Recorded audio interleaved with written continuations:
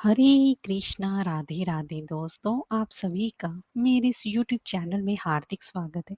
दोस्तों, आज की इस वीडियो में मैं आपको कार्तिक मास महात्म का 8वां अध्याय श्रवण करवाने जा रही हूँ। इसके पहले के 7 अध्याय मेरे चैनल पर अपलोड है, आप वहां पर जाके श्रवण कर सकती हैं। तो चलिए आज की कथा हम प्रारंभ करते हैं। जैसा कि मैंने आपको कल 7वें अध्याय की वीडियो में कार्तिक मास के महात्म के व्रत के 4 नियमों के पालन करने के बारे में बताया था।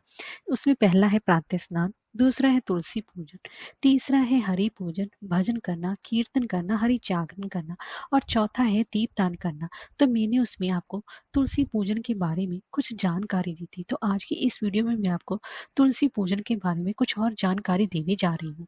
तो कार्तिक मास के दौरान घर के तुलसी जी के पौधे के चारों ओर आपको 4 केले के पत्तों से सुंदर मंडप बनाकर रखना चाहिए और तुलसी जी को लाल चुनरी अर्पित करनी चाहिए।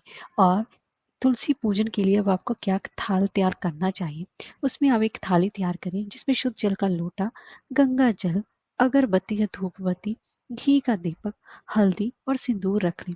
अब आंगन में रखी तुलसी के पास जाएं और सर्वप्रथम तुलसी माता को प्रणाम करें। उसके बाद जल अर्पित करते हुए इस मंत्र को पढ़ें।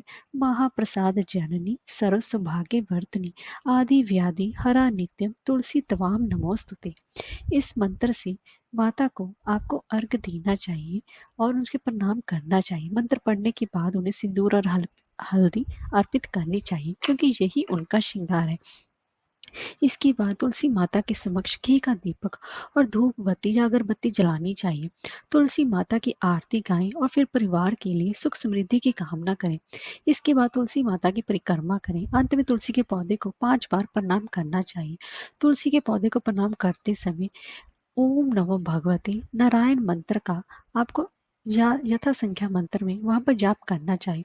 तुलसी को दिया लगाने से पहले अक्षत का आसन जरूर बनाएं।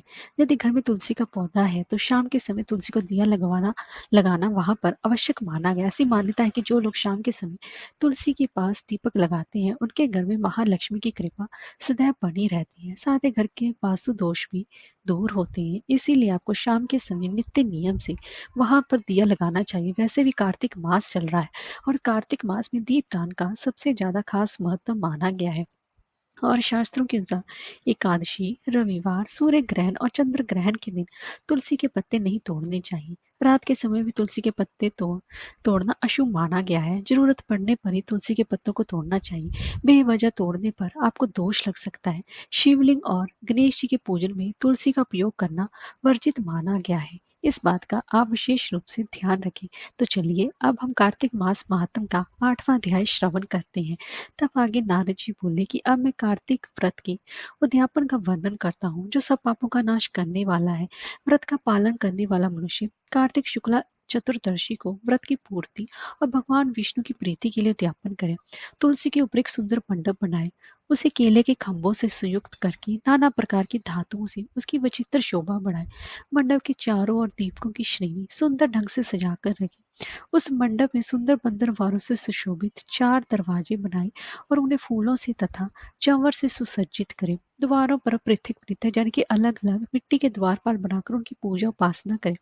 उनके नाम इस प्रकार हैं: जय, विजय, चंड, प्रचंड, नंद, सुनंद, कुमुद और कुमुदाक्ष। उन्हें चारों दरवाजे पर दो दो के क्रम से स्थापित करके भक्ति पूर्वक पूजन करना चाहिए। तुलसी की जड़ के समीप 4 रंगों से सुशोभित सर्वोत्तर भद्र मंडल बनावे और उसके ऊपर पूर्ण पात्र तथा पंचरत्न से संयुक्त कलश की स्थापना करें। कलश के ऊपर शंख, चक्र, गदाधारी भगवान विष्णु का पूजन करें। भक्ति पूर्वक उस तिथि में उपवास करें तथा रात्रि में गीत, वाद्य, कीर्तन आदि मंगलमय आयोजनों के साथ जागरण करें। जो भगवान विष्णु के लिए जागरण करते समय भक्ति पूर्वक भगवत संबंधी पदों का गान करते हैं वे सैकड़ों जन्मों की पाप राशि से मुक्त हो जाते हैं। जो मनुष्य भगवान के निमित्त जागरण करके रात्रि भर भगवान का कीर्तन करते हैं उनको असंख्य गोदान का फल मिलता है। जो मनुष्य भगवान की मूर्ति के सामने नृत्य गान करते हैं उनके नेक जन्मों के एकत्रित पाप नष्ट हो जाते हैं। जो भगवान के सम्मुख बैठकर कीर्तन करते हैं और बांसुरी आदि बजाकर भगवत भक्तों को प्रसन्न करते हैं तथा भक्ति से रात्रि भर जागरण करते हैं उन्हें करोड़ों तीर्थों करने का फल मिलता है। उसके बाद पूर्णमासी में एक सपत्नीक ब्राह्मण को निमंत्रित करें।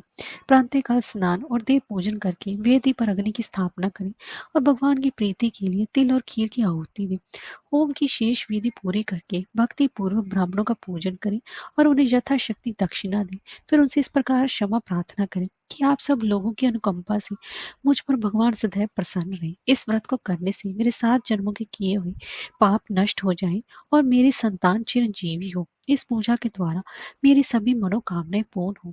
मेरी मृत्यु के पश्चात मुझे अतिशय दुर्लभ विष्णु लोक की प्राप्ति हो। पूजा की समस्त वस्तुओं के साथ गाय भी गुरु को दान में दे। उसके पश्चात घर वालों और मित्रों के साथ स्वयं भोजन करें। भगवान द्वादशी तिथि को शयन से उठे, त्रयोदशी को देवताओं से मिले और चतुर्दशी को सबने उनका दर्शन एवं पूजन किया। इसलिए उस तिथि में भगवान की पूजा करनी चाहिए। गुरु की आज्ञा से भगवान विष्णु की स्वर्ण में प्रतिमा का पूजन करें। इस पूर्णिमा को पुष्कर तीर्थ की यात्रा श्रेष्ठ मानी गई है। कार्तिक माह में इस विधि का पालन करना चाहिए। जो इस प्रकार कार्तिक के व्रत का पालन करते हैं वे धन्य और पूजनीय हैं।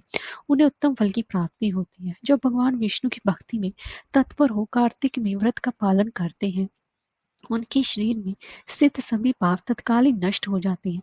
जो श्रद्धा पूर्वक कार्तिक के व्रत का उद्यापन का महत्व सुनता या सुनाता है वह भगवान विष्णु का सायुज्य मुक्ति यानी कि प्राप्त करता है। हरे कृष्णा राधे राधे।